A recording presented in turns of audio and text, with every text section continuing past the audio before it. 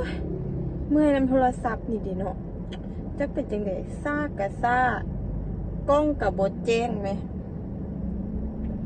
แบตกับลงไว้ไหวว่าแบบนี้อยากได้มือใหม่ดีเสื้อน11ให้นี้โอ้ช่วงนี้ยังบ่มีเงินเถื่อรายจ่ายกับรายหลายวิเบิ่งนี่นะมีแต่สีงามเอาไว้ถือเลโก้แล้วที่ซื้อให้จ้าพูดเนาะก็เห็นถือเถื่อโอ้ยเว้าหลายไปกลับบ้านไปเอ้าพี่นาเจอพอดีตัวสวยวางบอมีเงินแล้วหรอวางกินข้าวแล้วยังเถอะ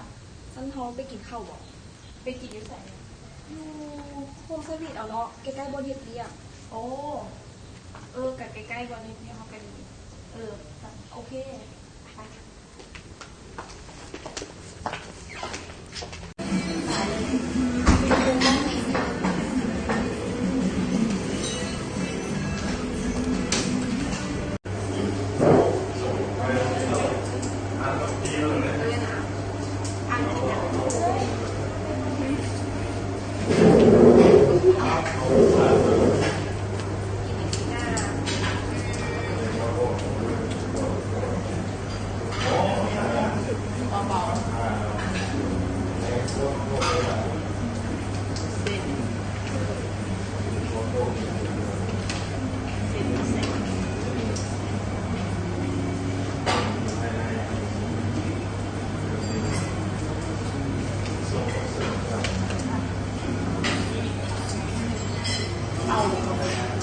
ไม่ไงนะดู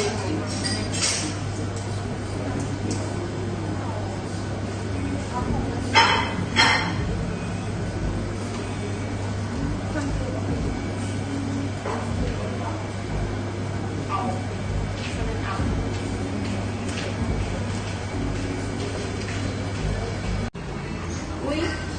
โทรศัพท์รุ่นไหนร้านนี้ไอ้ที่โฟมในคดีไม่ได้2-3อุ้ยงามใครที่งามเนี่ยลองเลือกไหนใครที่มาถึง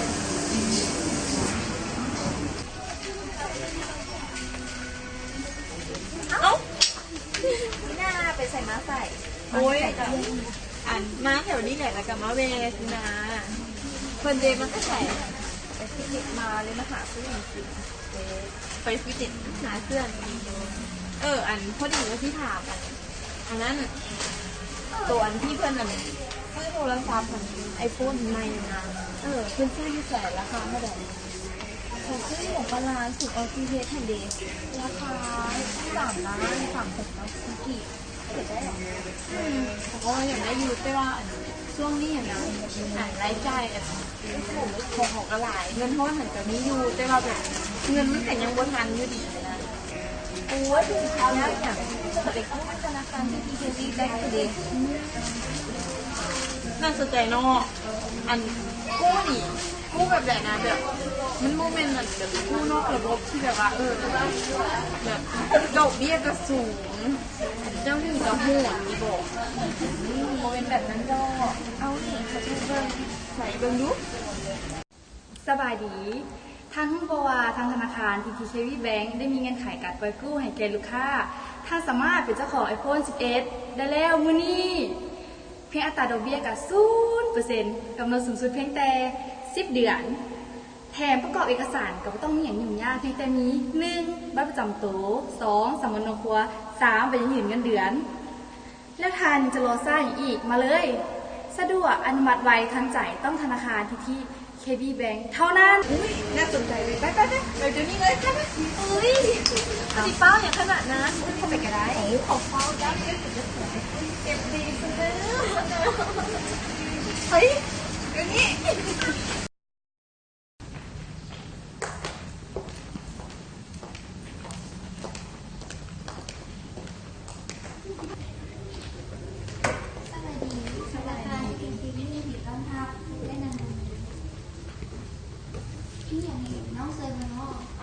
ได้สนใจเงื่อนไขที่ธนาคารปล่อยกู้เกี่ยวกับ iPhone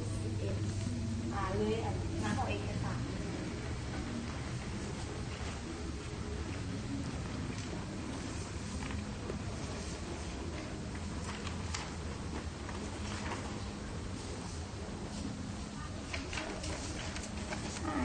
ารของเอ้ยครบแล้วเด้อ จ้า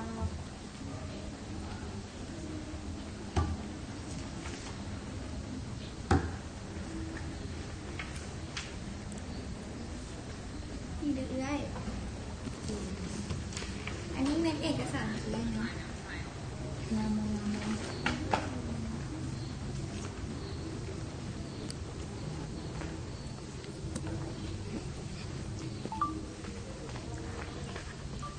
เข้าใจเด้อ โดยเข้าใจเอ้ยเจ้านั้นเอกสาร โอ้เดี๋ยวเด้อ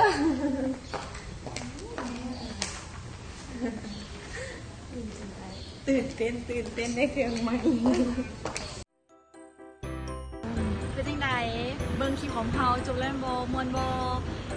อย่าลืมเข้าไปกดไลค์เพจ TTKV Group และกลับไปกดติดตามได้ที่ใน YouTube ของเราเนาะ TTKV Group ฉะนั้นก็กดไลค์กดแชร์ให้เด้อ สะดวกอนุมัติไวทันใจต้องที่ TTKV Bank เท่านั้น